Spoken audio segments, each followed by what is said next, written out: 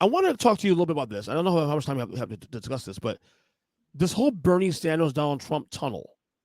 You see it now publicly now with Tulsi Gabbard, RFK Jr., two people who were, I would say, at one point, Bernie Sanders surrogates in 2016 and even 2020, and have shared policy positions with him. And all of a sudden now they've found their way into the Trump campaign now, Trump camp. And So and, I and would wait, say, okay. oh, sorry, go ahead. I remember this. I want to speak in a second on this.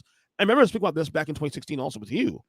How like there's a lot of voters that were Bernie Bros that ended up going for Trump later on, and I think at the time you and I spoke about this. Reason why this happened is because there's a lot of resentment towards the Democratic Party for what they did to Bernie, which I acknowledge is Yeah, fucked up. I would call it. I would say the biggest culprit to explain that simply is Yeah, disingenuous populism.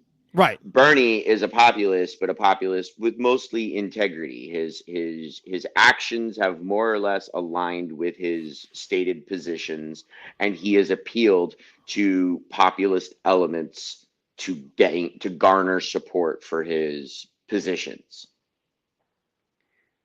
Donald Trump, RFK, Tulsi Gabbard, they're disingenuous populists. They're trying to capitalize on that same spirit, but they lack any kind of intellectual or academic integrity, any kind of real policy position. In RFK Jr.'s case, a brain that hasn't been eaten by worms.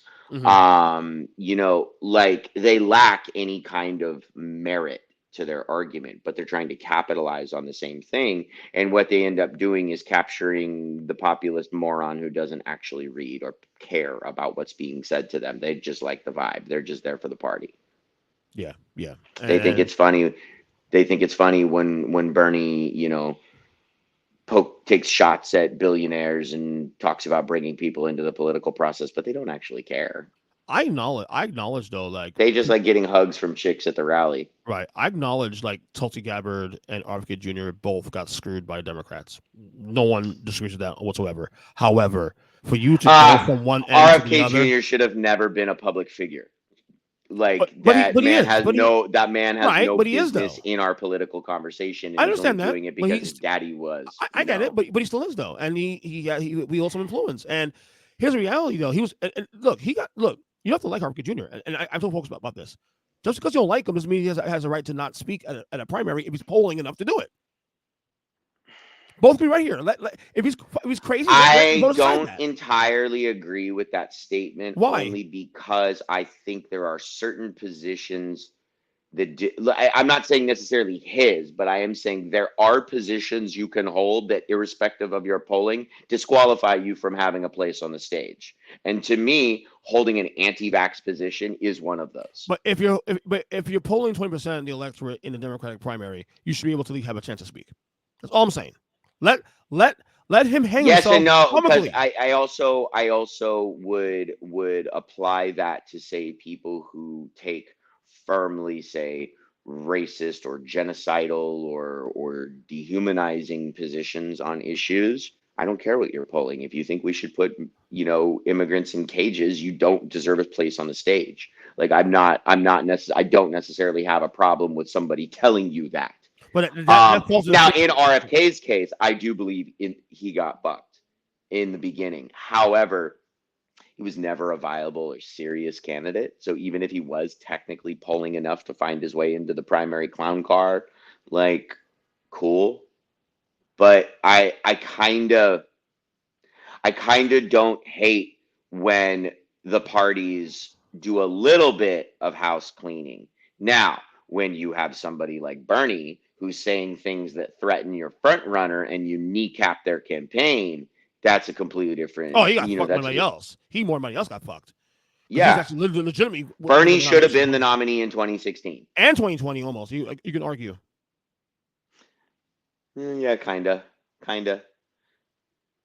I think he'd already lost the step by 2020 and it I needed to still be don't. somebody I still don't. carrying his torch, but Jim Clyburn fucked him. I still don't understand the whole what. I mean, I know you and I have discussed this podcast quite a few times, but I still don't understand the whole like disconnect between Bernie Sanders and the black community. I still don't get that. That one I've never gotten. That I've never been able to make sense of that because at least from a policy, I mean, other than other than taking an uncommonly hard position on policing that is out of step with even people as progressive as him, and including people with black and brown skin as progressive as him in the public space. Mm-hmm. It's yeah, it never really made sense to me why he failed to resonate with black voters, because for the most part his policies would have done at least as far as the 2016 landscape goes, his policies would have arguably done the most for the needs of black people that are not being met, And I whether guess I it's mean, wages, right. housing, healthcare, you name it. And I guess black voters mean more so black voters. I guess older voters. I guess he has a better inroad with younger voters, African American, more so than the older ones. Yeah. Now, granted, the rally I went to was in San Diego, so it's not not a vibrant black community in that city anyway. Mm-hmm. But like it was pretty white at the rally that I went to. You know what I mean? Like Yeah. out like less diverse than the city reflects. Tulsi Gabbard switch that we saw coming from a mile away. I was off Wait, that what? train. Oh yeah. I No, I don't know what her angle is, but it's money and influence, and it yeah, doesn't have anything to do with issues.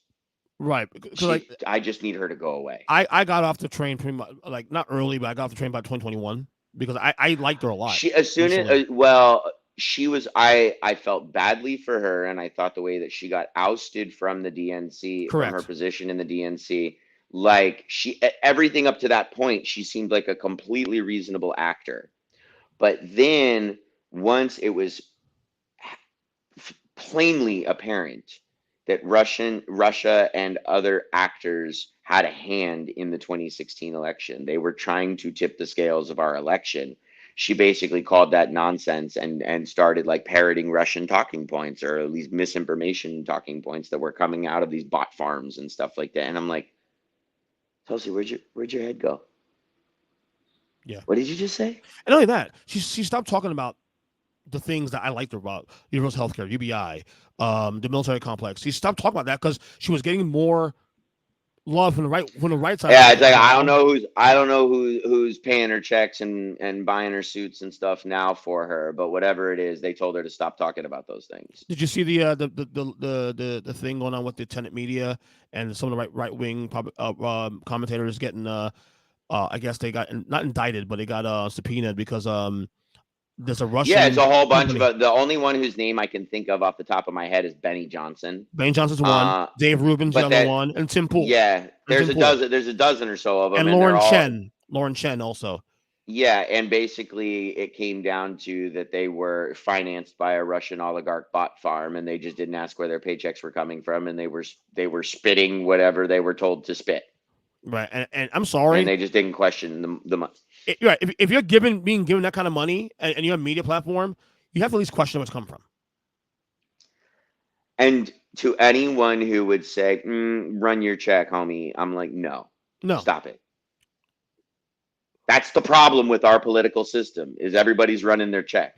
Listen to Kyle Kalinske because he said it's even worse that they do it because they're the same ones that say corporate media bad, this and that for the same reason that they do the same fucking thing. You know better and you still do it anyway. That So you're a part. fucking hypocrite. So actually, you're worse than CNN because we acknowledge CNN, Fox News, all that stuff. They take money from other Yeah. outside sources. Jake Tapper doesn't have a problem showing you his fucking Central Park West penthouse. You know what I'm Yeah. saying? So Like, like he doesn't mind telling you he bought a $20,000 pair of shoes for the Met Gala. Like yeah, he's pretty unapologetic about that. yeah. Joe But Scarborough has no problem rubbing it in our face that he can fly back and forth between New York and exactly. Florida at But will and do whatever the fuck he wants on his show. but Like, the fact you'll sit here and fucking and sit there and say, oh, they're bad for doing that shit, and then you do the same goddamn thing, knowing better and about then you that. try to pretend they're one of us because their profile picture is Yeah, them wearing bullshit. Oakleys in a fucking F-150. They're And making more money. They're making as much or more than the people on MSNBC. believe me, I'm sure the people on the left doing the same shit too. I would not be From surprised if Israel. Benny Johnson is taking home more money than Nicole Wallace or Joy Reid. Yeah, he's annoying. You know what I'm I saying? can't Like, stand it's him. crazy.